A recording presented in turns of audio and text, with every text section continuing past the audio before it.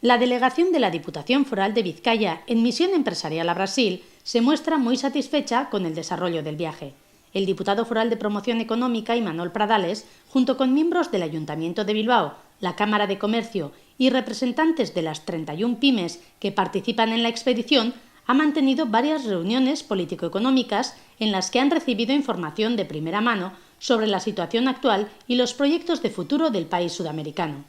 Asimismo, la Diputación y la Cámara de Comercio han visitado al grupo Amaya Tellería y CIE Automotive. Ambas compañías vizcaínas, internacionalizadas con gran éxito en Brasil, prevén a corto plazo crecimientos exponenciales de su facturación en este país, por lo que Imanol Pradales ha animado a las empresas de Vizcaya a que sigan el ejemplo de estas dos firmas.